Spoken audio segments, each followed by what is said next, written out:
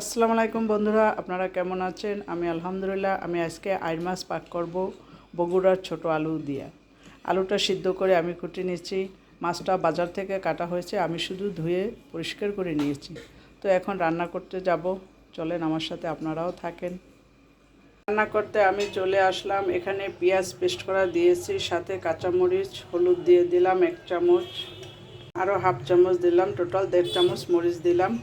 ধনিয়া বাটা দিলাম 1 চামচ, আদা দিলাম 1 চামচ। এবার আমি তলটা দিয়ে দিলাম। কাটা রসুন নাই তাই একটু শেষে দিয়ে দিলাম। একটু পানি দিলাম মশলাটা যাতে পুড়ে না যায়। মশলাটা কষে গেছে, এখন আমি মাছটা দিয়ে দিব। মাছটা দিয়ে দিচ্ছি। এই মাছটাও বড়, আমি কিছু রেখে দিয়েছি, আর বাকিটা আজকে যতগুলো খাবো ঠিক ততটুকুই আমি রান্না করতেছি।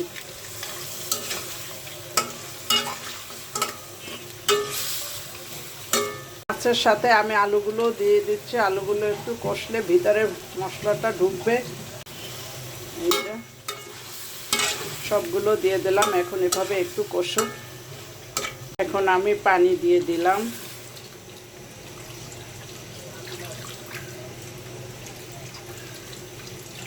ঝোল রান্না করব তো, টমেটো দিলে পানিটা আরও বের হবে, এজন্য পানি কম দিলাম। সম্পূর্ণ মাছগুলো নাড়াচাড়া করে দিচ্ছি। এখন আমি টমেটোটাও দিয়ে দেব। টমেটো কেটে নিচ্ছি, দিয়ে দিলাম। টমেটো দিয়েছি, এখন ঢেকে দিব। ভালোভাবে সিদ্ধ হোক, তারপরে ঢাকনা খুলব। ঢেকে দিলাম। একটু নাড়া দিয়ে দেখি কি অবস্থা।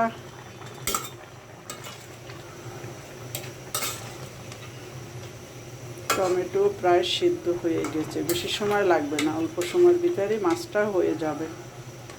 কারণ মাছ যখন কষাইছি তখনই হাফ সিদ্ধ হয়ে গেছে। লবণটা চেক করে দেখি। লবণটাই আসলে আমার আজকে দেওয়া হয় নাই। গ্যাস থাকবে না, তাড়াহুড়ো করে রাঁধতে আসলাম, ভুলে গেছি লবণ দিতে। 2 চামচ দিলাম। এখন লবণটা দেখি কতটুকু হয়েছে। একদম ঠিকঠাক মতো। প্রথমবারে আমি লবণ দিতেই ভুলে গেছি, আজকে খুব তাড়াহুড়ো করে রান্না করতেছি।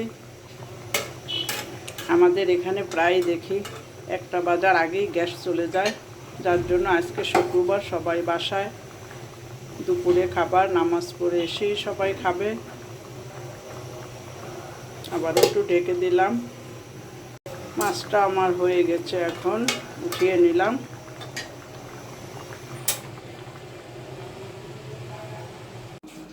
বন্ধুরা, আমার মাছটা রান্না করা হয়ে গেছে। অবশেষে আমি বাটিতে পরিবেশন করলাম। দেখেন কত সুন্দর হয়েছে। এই বগুড়ার ছোট আলু দিয়ে বোয়াল মাছ, আইর মাছ খেতে খুবই মজা, সাথে একটু টমেটো দিলে আরও মজা হয়।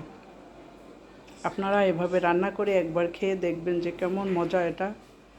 সবাই লাইক করবেন, কমেন্ট করবেন, সাবস্ক্রাইব করবেন, বেল বাটনটা অন করে রাখবেন যাতে আমার ভিডিওগুলো আপনারা দেখতে পান। নতুন বন্ধু যারা আমার ভিডিও দেখবেন, লাইক দিয়ে সম্পূর্ণ ভিডিওটা দেখবেন, সাবস্ক্রাইব করে পাশে থেকে যাবেন।